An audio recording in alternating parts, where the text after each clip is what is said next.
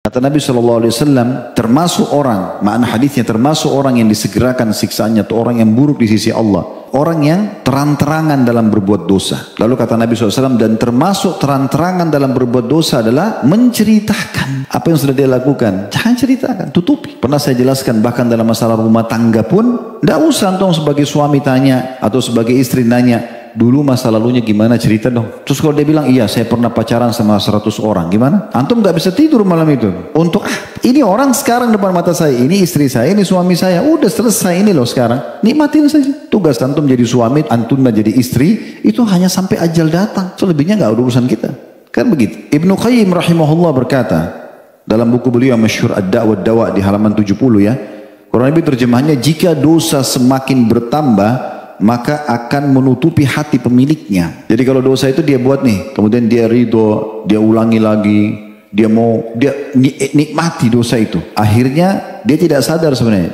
Ingat hadis pekan lalu kita sempat bahas yang kata Nabi SAW, kalau orang berbuat dosa akan ada titik dalam hati, titik hitam. Dan kalau dia ulangi lagi akan sama. Terus sampai menutupi semua hatinya, dan hatinya bisa lebih keras daripada batu nanti. Susah. Peringatan sekuat apapun datang ke hadapan dia tidak ada gunanya. Mau gempa bumi, mau bencana, mau tabrakan temannya depan matanya, kepalanya pecah pun dia tidak sadar. Tapi orang subhanallah yang hatinya bersih, penuh dengan keimanan, selalu bertobat kembali kepada Allah, sedikit saja peringatan Allah sudah langsung mereka kembali kepada Allah subhanahu wa ta'ala. Nabi Daud alaihissalam, cuma Allah uji dia dengan dilempar bangkai depan matanya, langsung beliau ruku, sujud kepada Allah SWT, langsung sujud sampai Allah turunkan wahyunya, kalau itu hanya ujian saja, karena takutnya dosa. Kemudian Ali radhiyallahu anhu juga mengatakan dalam kitab Al-Jawab Al-Kafi di halaman 87, ini dinukil juga oleh Ibnu Qayyim rahimahullah, perkataan beliau, perkataan Ali radhiyallahu anhu, ma nuzzila bala'un illa bidham, ketahuilah tidak ada bala, tidak ada cobaan, tidak ada gangguan yang turun kepada seseorang kecuali karena dosa. Jadi sadari ini teman-teman, setiap perbuatan dosa bisa mendatangkan bala. Lalu untuk apa? Gitu kan? Sudah kita jelaskan perbuatan yang lalu, dosa itu untuk dipelajari dan dijauhi. Amal soleh untuk dipelajari dan dikerjakan. Dan tidak ada yang bisa mengubah kita menjadi orang yang lebih patuh, meninggalkan dosa, itu kecuali diri kita sendiri. Kami di majelis ilmu begini cuma bisa teriak-teriak, ngomong gini,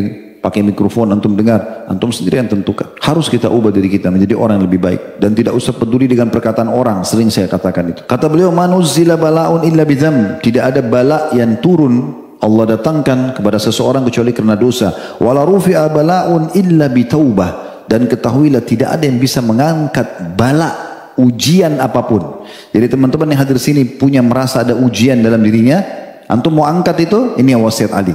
Dan tidak akan diangkat bala itu kecuali dengan taubat. Itu saja kuncinya. Penyakit, gangguan orang, terlilit utang, ribut rumah tangga, belum punya keturunan, apa saja bala ujiannya, taubat kuncinya. Taubat yang nasuha kepada Allah, aman. Itu saja kuncinya. Sisi yang lain, obat dokter, ya, nasihat orang lain, itu semua hanya pelengkap saja.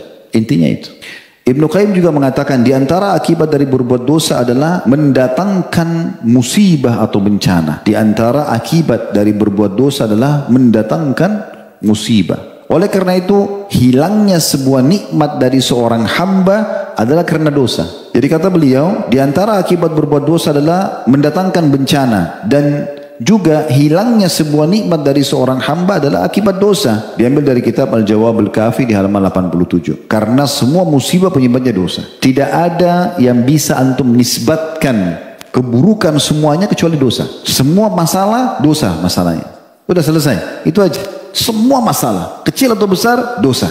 Itu intinya. Kata beliau, tidaklah disandarkan semua kejelekan atau kerusakan melainkan pada dosa. Karena semua cobaan, semua musibah penyebabnya adalah dosa. Sederhananya begitu. Jadi apapun yang sedang datang kepada kita sebagai ujian yang kita rasakan teman-teman, yang paling pertama ya, introspeksi diri dulu. Istighfar kepada Allah. Tidak usah cari kenapa orang ini ghibah saya, kenapa orang ini fitnah saya, kenapa orang ini ambil barang saya, kenapa orang ini tidak bayar utang, kenapa orang ini sakit di saya. Lupain semua itu. Karena itu semua datang sebabnya dari antum. Dosa dari sini. Istighfar kepada Allah, taubat. Kalau perlu sholat taubat, tulus kepada Allah SWT, selesai semua itu. Itu intinya sebenarnya. Kalau antum pulang malam ini bawa poin ini, selesai. Ini poin penting. Dan subhanallah ada sebuah poin saya ambil dari apa yang tadi saya sampaikan itu, setelah disusun dari beberapa poin yang Allah mudahkan tadi. Kenikmatan sebuah nikmat itu justru memuncak. Ini perkataan saya teman-teman ya. Saya melihat kenikmatan sebuah nikmat memuncak dan maksimal di saat dosa-dosa dan pelanggaran dijauhi. Contoh misal, saya kembali ke hubungan biologis suami istri. Ini yang bujang-bujang mohon maaf sudah, Pak boleh buat.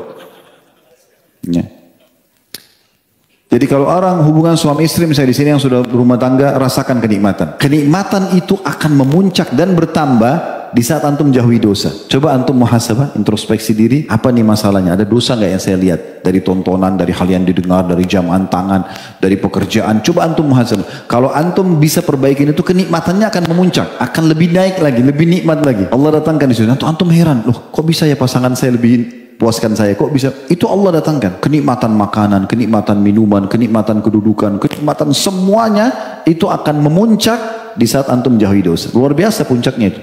Bahkan banyak mara bahaya, berapa banyak mara bahaya yang diselamatkan darinya seseorang justru karena dia menjauhkan diri dari dosa-dosa itu. Baik, ada hal yang saya ingin tambahkan teman-teman sekalian dalam hal ini. Ada hadis Al-Ursh atau Al-Urs ya, bin Amir Al-Kindi radhiyallahu anhum. Beliau menyampaikan dari Nabi SAW, hadis ini diriwayatkan oleh Abu Daud dan juga disahihkan oleh Syalbani dalam Sahih Abu Daud ya. Kata Nabi SAW, jika diketahui ada suatu dosa, perbuatan dosa di satu wilayah di muka bumi ini, orang yang hadir di tempat tersebut namun dia memungkirinya, dia nggak suka antum lewat satu tempat maksiat, semoga Allah hilangkan kemaksiatan, antum mungkiri misalnya dalam hati saja, dan kita tidak punya kekuatan tangan, tidak bisa nasihat, dalam hati saja. Dan saya yakin teman-teman sekian masya Allah berapa ribu orang hadir ini, kalau kita semuanya melewatin satu tempat kemungkaran dan kita semuanya sepakat dengan doa saja, ya Allah hilangkan kemungkaran ini, satu orang diijabah sudah selesai sebenarnya, dan itu sudah cukup kita lepas dari hisab Allah SWT hari kiamat. Kata Nabi SAW, saya ulangi, jika diketahui ada suatu perbuatan dosa di satu tempat, orang yang hadir di tempat tersebut namun ia membenci perbuatan dosa tadi, dalam riwayat lain ia memungkiri perbuatan dosa itu, maka ia seakan-akan tidak hadir di situ, dia selamat dari situ. Kalau Allah datangkan hukuman ya, Allah tanya hari kiamat, dia selamat karena dia pungkiri. Antum lihat pelang iklan kemungkaran, antum lihat orang lagi ciuman di pinggir jalan, oh ya Allah hilangkan kemungkaran, antum aman sudah selamat. Namun kata Nabi SAW, orang yang tidak hadir di tempat tersebut hanya saja meridhoi perbuatan dosa itu. Antum lagi nonton TV, ada satu kemungkaran terjadi, orang mabuk-mabuk pesta di satu negara, enak bener, coba saya di sana saya juga ikut-ikutan. Tahun baru, mabuk-mabukan, peluk-pelukan, buat maksiat, atau ada tontonan tentang orang di diskotik, apalah. Lalu dia ridho dengan itu, dia tidak hadir.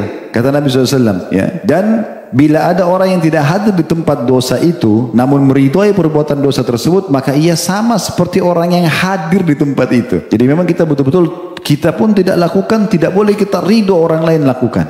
Kita tidak suka dengan itu, supaya kita selamat. Ada sebuah riwayat Bukhari, Nabi SAW mengatakan, Allah pernah mengutus Jibril alaihissalam mendatangi satu wilayah untuk dihancurkan. Lalu Jibril alaihissalam kembali kepada Allah lalu mengatakan, ya Allah, sesungguhnya ada hambamu fulan, orang soleh, ada di situ. Kata Allah SWT, mulai dari dia dulu. Hukuman itu mulai dari dia dulu. Karena dia tidak pernah amir ma'ruf, tidak pernah nahi mungkar. Dia mau selamat sendiri masuk surga. Tak pernah dia pungkiri sama sekali. Dia hadir di satu tempat tapi dia tidak pungkiri. Maka dia sama dengan pelakunya. Allah suruh dia duluan disiksa, baru orang-orang yang berbuat maksiat itu. Coba bayangkan bahayanya itu. Jadi hati-hati teman-teman sekalian. Kenapa Nabi SAW mengatakan orang yang hadir tapi dia pungkiri, tapi seakan-akan dia tidak hadir di situ? Karena dia memungkirinya. Maknanya orang yang membenci maksiat yang ia lihat dianggap seakan-akan bukan orang yang melihatnya. Fahuwa mithal ladzi lam yara, dia seperti orang yang tidak lihat kemungkaran itu, karena begitu dia tahu dia langsung pungkiri. Li'annahu salima bihadzal inkar, dan dia selamat karena memungkiri kemungkaran tersebut. Kemudian beliau juga mengatakan, idza sami'a bi amrin qad hasala wa huwa